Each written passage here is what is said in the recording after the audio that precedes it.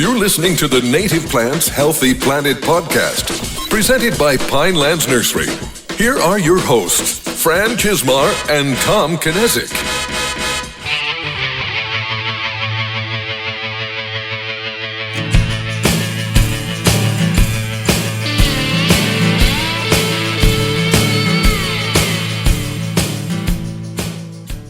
That kind of leads me into my next question is what do you feel are some of the most common misconceptions that the general public has about nurseries or native plant nurseries? What they don't see or what they don't understand that doesn't really, they don't know what's going on. I don't think the average Joe knows anything or understands anything about the nursery industry. And I have to say that before working at a nursery that grew their own plants, because I had worked at nurseries where we brought in plants and sold them, but we didn't grow anything there until I did. And really, actually, it was until I did a tour, and Pinelands was one of the nurseries on the tour, that actually opened my eyes. As a landscape architect, I had always been looking at the plant I received today and where it goes in the future. That was always, I was always planning for the future of that plant. I didn't think about what happened, how to get that plant to where I was planting it, or where the contractor was planting it. It was just kind of from there moving forward.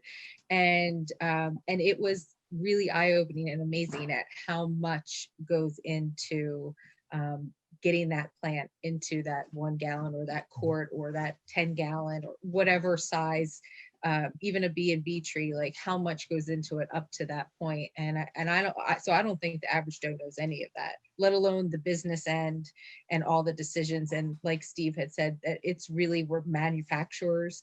I don't think anybody realizes that at all.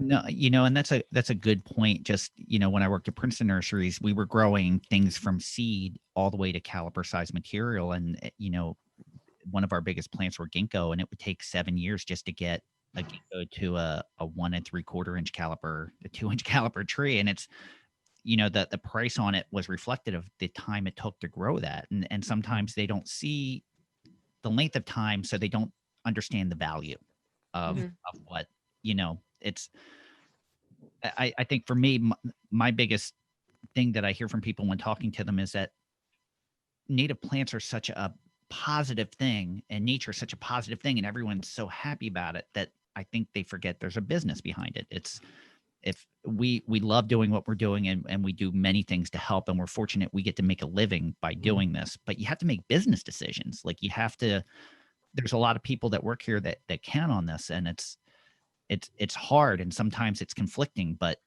you have you want to maintain it. It doesn't help native plants at all if we go out of business. We all need to do well and survive and grow. And I think that's my biggest misconception that I think I see.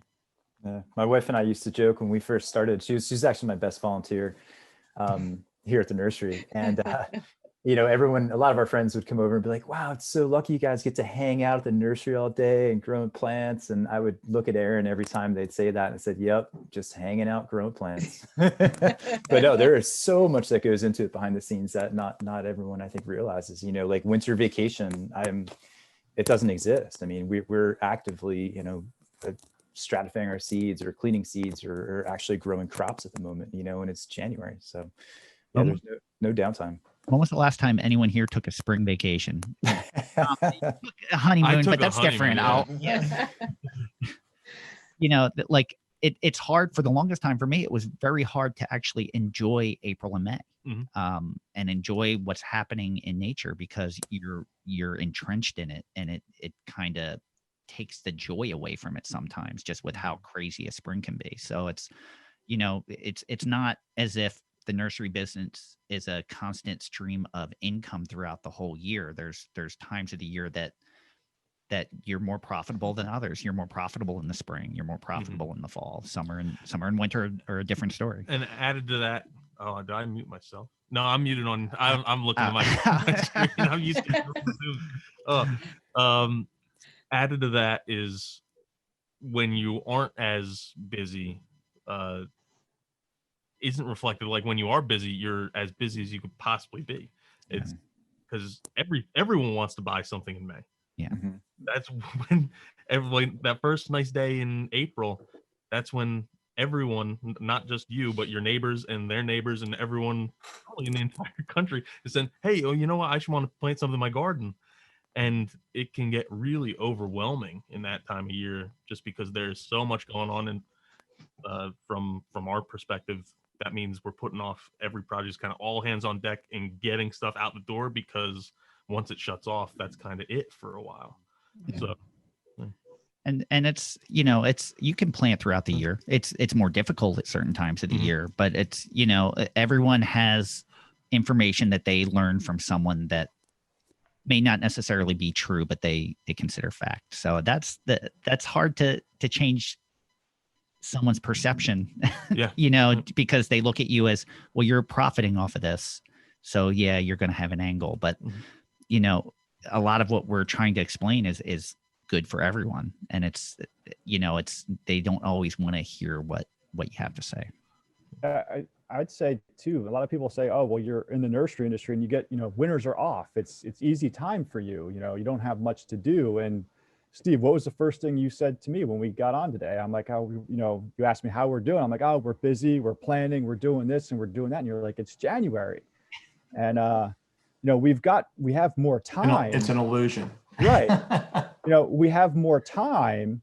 You know, things don't have to be done today, but if we don't do all of that today, come May, like Tom said, we're, you know, kind of up the creek without a paddle, so to speak. You're kind of left floundering and becoming that fireman that I know I don't want to be every day. So we do a lot of that now, and we don't get 3 or 4 months off just because it's the winter time.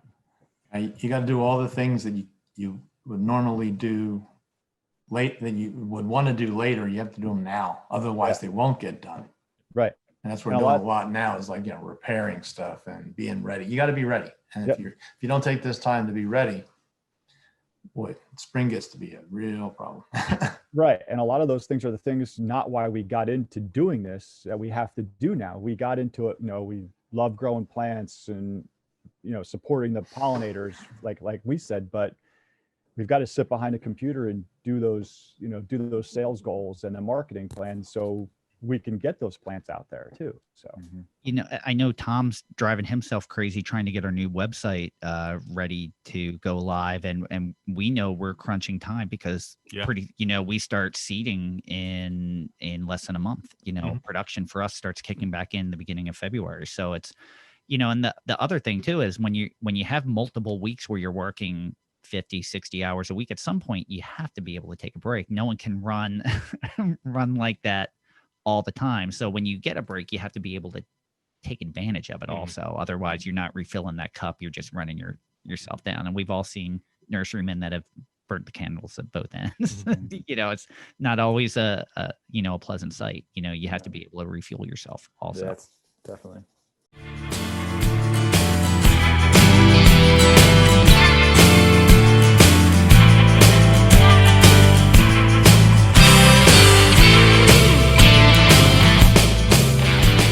Thank you for listening to the Native Plants Healthy Planet podcast, presented by Pinelands Nursery. Remember to like, share, follow, and comment.